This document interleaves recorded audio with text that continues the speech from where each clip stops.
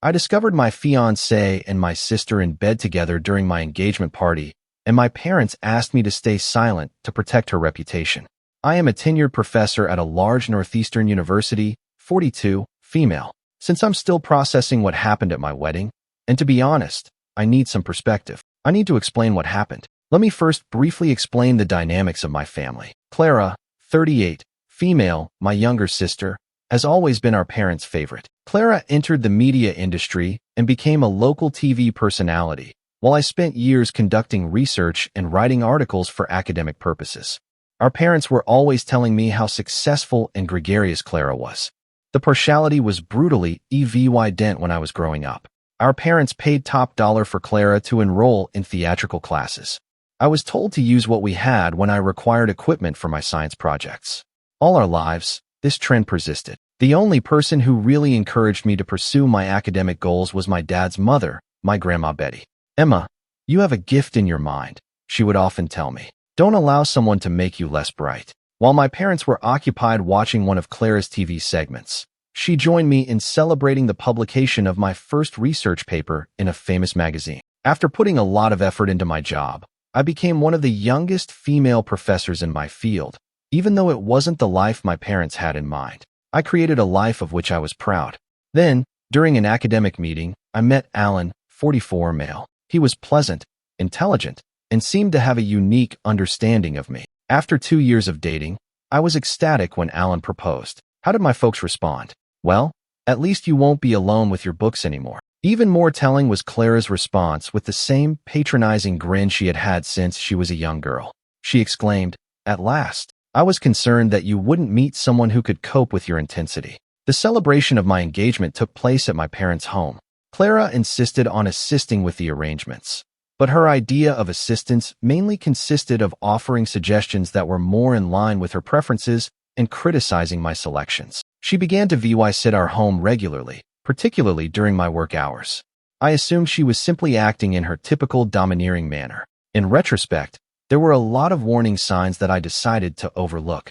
The way Clara would enter a room and Alan's gaze would follow her, how she would laugh at his jokes and touch his arm. Clara started coming to our neighborhood at the same time that Alan was spending more and more late nights at the lab. I recall the final instance of normal before things went awry. I was standing in the bedroom from my early years, examining old pictures hanging on the wall. Several glitzy photos of Clara were hidden below my graduation photo. It seemed appropriate, a fitting illustration of my role inside the family. However, what followed? Things took an unexpected turn at that point. Downstairs, the engagement celebration was in full force, and I became aware that I hadn't seen Alan in a while. I told myself he was probably just making a work call, so I went upstairs to look for him. I heard noises coming from my former bedroom at that moment. My hand was motionless on the doorknob while I stood there for a while. I opened the door, even though I had a sneaking suspicion of what I would discover. Alan and Clara were entangled on the bed where I grew up. I had spent many evenings studying for my PhD qualifications in the same bed. Clara lacked even the grace to display embarrassment. "Oh, Emma, you should have known," she continued with that same condescending grin. "I always manage to achieve what I desire." The worst thing? Ethan, 40, male, a prosperous real estate developer, was Clara's husband. While his wife ruined my engagement, he was gone on business, most likely closing another $1 million deal. I can't really recall what transpired next. In some way, my legs carried me down the hallway as I backed out of the room. Alan's voice carried that false sincerity I now knew all too well as he called after me. "Emma, hold on. It isn't what you believe." However, it was precisely what I had assumed. Before my parents caught me, I had already gone halfway down the steps. My expression must have told them everything. "Emma, sweetie, please don't make a scene," was my mother's initial statement. "Consider your sister's union, the marriage of my sister, not the broken engagement I had. My heart isn't broken, the marriage of my sister." With a low, anxious voice, Dad joined in. "You are aware of Ethan's fidelity issues. A prenuptial agreement exists. She might lose everything. Emma, please consider the impact this would have on the family." The family? The same family that had prioritized Clara's needs at all times. The same family that had disregarded my accomplishments, disparaged my decisions, and now demanded that I shield their golden child from the repercussions of her own behavior. I passed them and entered the crowded gathering. When I walked in, The room fell silent. They must have noticed something in my face. Alan came up the stairs, buttoning his shirt hurriedly. Her flawless makeup was a little smudged. A few moments later, my voice was unusually steady as I continued. I apologize, but the engagement is off. I have to go, but please enjoy the food and beverages. Whispers and gasps began instantly behind me. I could hear my mother's shoes clicking quickly on the floor, but I continued. I went outside to my car after grabbing my keys. Alan was beckoning me, demanding an opportunity to clarify.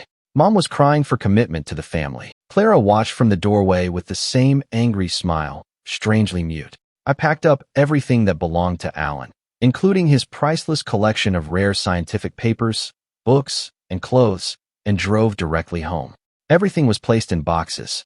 After renting a storage container and dropping off his items, I sent him the address and code to get entry. I then blocked all of his social media accounts, his email, and his phone number. My relatives began sending me messages right away, including guilt trips about how this would ruin Clara's marriage, pleas to stay quiet about what had happened, and cautions about family loyalty. I also blocked their numbers. I came to a realization that evening while I was sitting by myself in my partially vacant flat. This was more than merely Alan's treachery. This was the result of my family always picking Clara over me. I had finally had enough of them choosing her happiness above mine. I inhaled deeply, made a glass of wine for myself, and started methodically clearing out their contact details from my phone. Every time I deleted something, I felt lighter. I was choosing myself for the first time in my life. I put myself into my work after that night. My haven was the university. I worked in the lab for several hours as my research team worked on a molecular biology breakthrough project. Despite noticing my alteration, my coworkers were gracious enough to keep their distance. Ethan, the husband of Clara, arrived at my workplace 3 weeks following the engagement celebration. His normally spotless suit was a little rumpled, and he appeared exhausted. Simply put, "I need to know everything," he said. I was honest with him. He grabbed the armrest of his chair and listened in quiet, his knuckles white. After I was done, he got up, fixed his tie, and remarked, "I appreciate your candor. You have at least one family member who respects the truth." Then he went away. My parents' efforts to get in touch with me grew more urgent. Voicemails about mending the family were left by Mom. Dad emailed about forgiving others and moving on. It was surprised that Clara remained completely silent. On the radio, my grandma later told me that Ethan was divorcing them and had left their home. My pillar of support throughout this period was my grandmother Betty. She would sit with me, share stories about her personal challenges, and bring home-cooked meals. It was her opinion that the family you choose is more important than the family you're born into. I was resolved to turn my suffering into something useful, so I concentrated on drafting my next research article. One of the best journals in my profession approved the work. A professor at another university sent me a congrats email the day it was published. Julian, 45, male, was his name, and he was an expert in research facility architecture. Julian's email was kind but professional. He remarked that he had read my earlier work and that our departments might work together. I was drawn to his writing style because it demonstrated more than simply professional etiquette. There was a sincere interest in the science. We started a communication regarding the relationship between research efficiency and laboratory design once I replied. Over time, our emails grew longer and more intimate. He talked about how his own family had helped him pursue his unusual career path of integrating scientific study with building. I really ran into him one day when I was buying coffee at the school cafe. I spilled my coffee all over his white shirt while he was at our university for a conference. As I assisted him in cleaning up, Julian grinned and commented, "Well, this is quite different from our email conversations." Rather than being upset, he asked if he could get me a coffee substitute. I paused. I had vowed to never date again after Alan, especially in academic settings. However, Julian was different in some way. Perhaps it was the way his eyelids wrinkled when he grinned, or the fact that he made no effort to impress me with his academic background. Observing my hesitancy, he laughed. "I promise I'm not a serial killer, just a clumsy architect who'd like to replace your coffee and maybe hear more about your latest research in person." "Just coffee," I firmly stated. For the first time in months, I felt at ease as we sat and chatted. Alan was not like Julian at all. When I told him about my work, he listened, really listened. With refreshing candor, he told tales of his own endeavors, triumphs, and setbacks. He asked if he might see me again before heading out to his next conference session. To my astonishment, I said yes. I sat in my office that night and gazed out over the campus. I felt hope, something I hadn't felt in a long time, when the quad was covered in long shadows from the sinking sun, not only for a possible romance, but also for the chance to create a life that was really mine, free from Clara's persistent influence and my family's expectations. My mother texted me, "Clara is having a hard time," and my phone chimed, "Ethan is acting irrationally. She requires her sister." I took a good look at the mail before deleting it without replying. After being torched, certain bridges ought to remain burned. Rather, I opened my email and started composing a letter to Julian regarding a joint study project I was considering. I grinned as I typed, recalling how his eyes had brightened when we talked about the possibilities of multidisciplinary study. Perhaps, just possibly, this was the start of something genuine, something that was exclusively mine, unaffected by the poisonous relationships of my past. Update 1. 6 months have passed since my pre-VYS post regarding Julian, the architect, I actually ran into at the campus cafe. Many of you requested an update. That coffee date ended up into something I never would have imagined. Following our first meeting, we began discussing our joint study project over video calls. Over time, these business-related conversations turned into lengthy discussions on anything from childhood dreams to beloved books. Julian found my passion for academics fascinating, in contrast to my family, who always considered it as a weakness.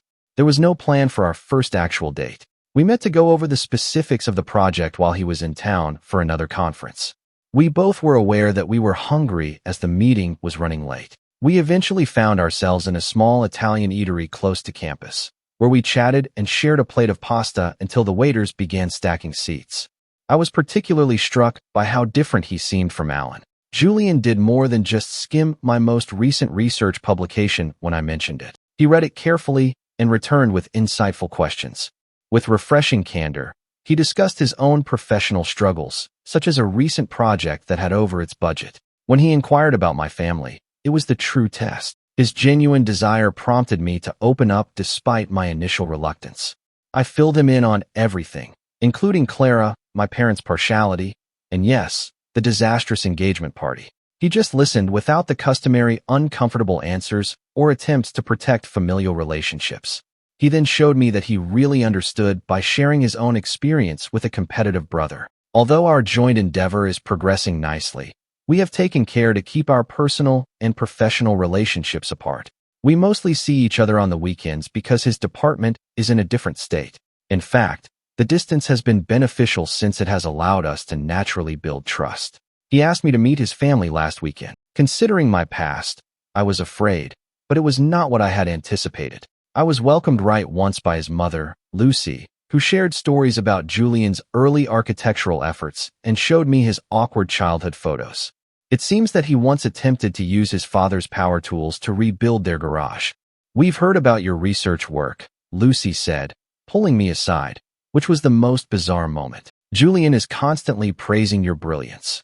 It was expressed with sincere pride and interest rather than comparison or jealousy. I neglected to add that I recently received an offer at work that would allow me to work close to Julian's university. It's a prominent position that would greatly boost my career. His initial reaction when I informed him about it was, "That's incredible." Described the research opportunities in detail. I was ecstatic with my accomplishment and said nothing about what it meant for us. I still haven't agreed to the job. I'm hesitant to make significant life adjustments for a romance after everything that happened with my family and Alan. However, knowing that Julian would be there for me no matter what, I feel for the first time that I can base this choice on what's best for my career. Last week, my grandmother Betty met him and approved of him simply. "He sees you," she said. "Not who he wants you to be, but who you are." It has been quiet, to be honest, and I haven't heard from Clara or my parents in months. Healing sometimes entails letting go of those who don't value you, even if they are family. Update 2.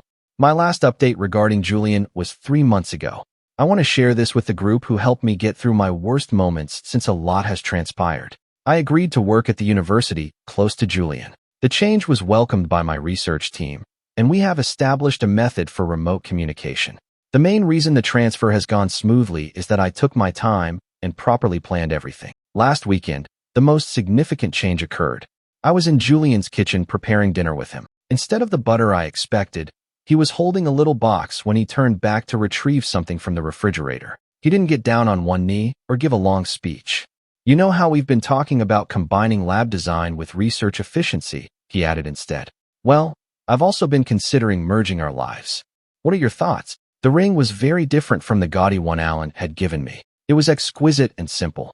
Julian's following statement, "I know your work is important to you," truly touched me. A matching desk lamp is included with the ring for use during late-night research sessions. Yes, I said, simultaneously crying and laughing. We are invited to an engagement celebration by Julian's parents regarding it. Lucy has been really kind, often asking if I'm okay with the plans. Julian immediately offered that we forego the party entirely when I hesitated. However, we're having a small gathering, just close friends and family, because I don't want my past to control my future. Ethan, the ex-husband of my former sister, sent me an unexpected email. He said he's doing well with his new companion and praised me. He appears content now that the divorce is official. Hearing from him was strangely therapeutic. Betty, my grandmother, is overjoyed. She gave me a hug and muttered, "This one's a keeper," after I showed her the ring. She is correct. The small things, like how he turned one of his spare rooms into a makeshift home office for me with a whiteboard for research notes, are what show how much Julian cares. Somehow, most likely through extended family, my parents learned about the engagement. Mom left a voicemail stating that they would like to participate in the celebration and make amends. I have not answered. It's preferable to keep some doors closed. Update 3. My engagement update was 2 months ago, and I wish I could report that everything has gone well since then. I must convey the unexpected turn the wedding preparations have taken. At the lakefront home of Julian's family, we were organizing a small ceremony. Lucy has been fantastic. She has always respected our wishes while assisting with arrangements. Only family members, close friends, and coworkers who truly support us were on the carefully picked guest list. Then, I got an email yesterday that really chilled me. According to what my mother wrote, she and Dad decided to invite Clara to the wedding. Their logic, she's your only sister, and family should be together on special days. I called Julian right away. "Whatever you want to do, I'm with you," he answered before I could even articulate my panic. "We have the day, not them." I was able to think clearly thanks to his cool backing. When I told my grandmother Betty, she became enraged. "After everything they've done," she said, "they have no right." I knew I had to deal with this on my own, but she offered to run interference. Before sending it, I wrote and said my response multiple times. "Mom and Dad, I made it very plain that I didn't want Clara to attend my wedding. This cannot be discussed. You won't be accepted either if you're unable to respect this barrier, Emma." Their reaction was expected about family togetherness. Mom called in tears. Dad wrote a long email about forgiving others and letting go. They even had some family members contact them on their behalf. Julian has had tremendous support from his parents during this time. Lucy called to reassure me that only those invited would be allowed entry to the location due to security measures. Julian's brother, Lewis, volunteered to deal with any unwelcome VY-siders directly. My research team's support was the most unexpected. They offered to surround me with a protective circle during the wedding after I brought up the matter in a lab meeting. Looking agitated, my department director, Dr. Hansen, even offered to accompany me on my wedding. Last night, Julian and I went over our wedding arrangements. If it made me feel safer, he proposed that we alter the location, the date, or even go on an elopement. However, I no longer wish to allow my family's VY or to dictate my decisions. Therefore, we're sticking to our original intentions while taking extra safety measures. NDVY dual QR codes will be included in the invitations. Security will be in place at the location, and most importantly, our chosen family and real friends will be present to support us. Last weekend, my grandmother assisted me in choosing my wedding gown. She said something that made me cry as I stood in front of the mirror. "Dear, you're gleaming because you're at last free to be who you are, not because of the outfit. Though I'm more resilient than I was pre-VY usly, I'm still anxious about what Clara might try. There is more to our wedding than just Julian and I becoming husband and wife. It's about choosing genuine love over poisonous familial relationships, happiness over drama, and tranquility over upheaval." Update 4. It took place. Clara appeared to my wedding wearing an outfit that looked to be meant to attract attention and was obviously pregnant. Despite all of our safety procedures and security measures, She had somehow entered through a COSREDDIT entrance thanks to our parents. Lucy hurried in with a pale face when I was in the wedding room.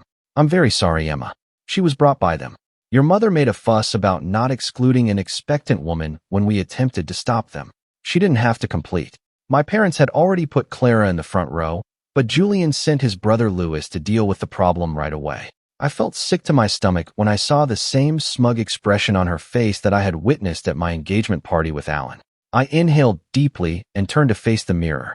My wrist was adorned with a handcrafted bracelet fashioned by my research team, the exquisite clothing grandmother Betty had assisted me in selecting, and Julian's first present to me, a lovely necklace, including a little microscope pendant. "What do you want to do?" When I called Julian, he inquired. "They can still be taken out, or we can put it off. I support you no matter what you decide." I realized then that I had allowed them to dictate my happiness all my life. "Not today. We're getting married," I stated confidently. "They can stay, but I'm done letting them write my story." The ceremony got underway. Dr. Hansen, the director of my department, escorted me down the aisle with pride. Everything else vanished when I saw Julian waiting for me with love and compassion in his eyes. We exchanged vows that we had written ourselves. Everyone laughed when Julian pledged to constantly support my scientific endeavors, adding, "Even if it means converting more rooms into lab space." From peer reviews to late-night science talks, I vowed to be his partner in everything. The reception followed. I believed I was ready for anything, but I was surprised by what transpired next. Clara pretended to be the maid of honor and got to her feet, holding a glass of champagne. She began by describing how she had saved me from making terrible mistakes and how she was always looking out for her big sister. Beneath the table, I felt Julian's fingers clasp mine. I noticed my research team stiffening up, poised to step in. Lucy was getting up from her chair a little. However, for the first time in my life, I was able to fight my own fights without assistance. Calmly and professionally, as I would have addressed a lecture hall, I stood up, holding my own glass. "I think it's time for the bride to make a toast of her own," I replied. What came next? Well, that merits an update of its own. Let's simply say that speaking your truth with dignity might sometimes be the best form of retaliation rather than being silent. Update 5. Here is what transpired when I made my toast after my previous update regarding Clara attending my wedding. As I stood there staring at my sister's arrogant face, I experienced an odd feeling of peace. I'd been lecturing academically for years, so I knew how to control a room. I started by saying, "For those who don't know me well, I'm a scientist. We work with truth and facts, so allow me to share some family-related truths." There was a silence in the room. My sister, who was married at the time, was in bed with my then fiancé 3 years ago. My parents were more concerned with preserving Clara's reputation than with my wounded heart when I found them. At last, Lisa's smile wavered. Nolan, her husband, whom she had brought as a sign of family unity, suddenly got to his feet. His voice was tight as he asked, "The baby, Lisa? Is that why you've been avoiding the paternity test?" There was an overwhelming quiet in the room. Clara placed a protective hand over her growing tummy. I went on, speaking steadily. "There has always been a trend in my family. Clara's happiness comes first. They pleaded with me to remain silent after she ruined my first engagement. They helped her get in when she arrived here without permission. But today, I said, is about true family, the type that makes you stronger rather than weaker. My research group who take pride in my accomplishments. Julian's family who embraced me with unmatched warmth. My grandmother who never failed to recognize me for who I am." Nolan was the first to go. Clara called his name and ran after him. My mother was crying as my parents followed. The room's atmosphere abruptly lightened when the door closed behind them. Then my grandmother got up and held up her glass in her own words. "To Emma and Julian, to truth, to real love, and to the family we choose." The remainder of the reception was excellent. Everyone relaxed without the burden of pretense. My study team secretly practiced a surprise dance, which they performed. I found out the following morning that Nolan had requested a paternity test and filed for divorce. For once, I didn't feel obligated to assist in picking up the pieces when Clara's meticulously constructed world fell apart. Update 6. A year has passed since my wedding and the amazing things that happened there. I wanted to give the community that helped me through everything one last update because so much has changed. Julian and I are expecting our first child, which is the major news. Initially, my first emotion upon seeing the positive test result was one of terror. It brought back memories of my own familial relationships. However, Julian's answer was ideal. He wrapped his arms around me and said, "This kid's going to have the best mom, a brilliant scientist who knows how to love unconditionally." The family of Julian and Lucy has been amazing. Lucy was thrilled about my latest research article, as well as the baby. "When we told them this child is going to have such an amazing role model," she remarked, describing my work in the journal. "I've heard tidbits of information regarding Clara's situation from my grandmother Betty. Nolan's suspicion that the baby wasn't his was validated by the paternity test. She is currently trying to start again while levying with our parents. The reality of being a single mother has replaced the opulent lifestyle in fancy clothing. I occasionally have a slight sense of sadness, not precisely guilt for the way things turned out." Julian's statement, "Consequences aren't cruel, they're just truth and action," comes to mind. Next, I'm doing well with my research. Julian and I worked together to build a new laboratory, and the university recently granted money for it. His inventive architecture and my research needs make for the ideal combination of our skills. Our work collaboration has only improved our friendship on a personal level. In my new lab, our baby will have a dedicated space, a secure, enclosed play area where they may be close to me as I work. Julian created it himself, adding all the safety features he could think of while still making it engaging for a child's growth. My circumstances haven't changed much, but I have.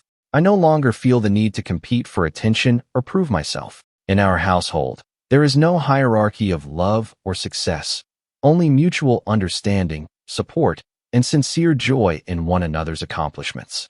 Grandmother Betty, who is thrilled to be a great-grandmother, comes to sit frequently. She's already crocheting the baby little lab jackets while entertaining us with tales of my own early science projects.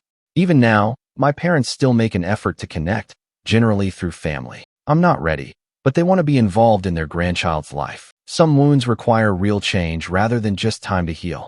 As I reflect on my path, I see that responsibility or blood relationships aren't the key to creating a meaningful family. It's about finding people that love you for who you are, celebrate your happiness, and encourage your aspirations. I want to express my gratitude to everyone who supported me and followed my tale.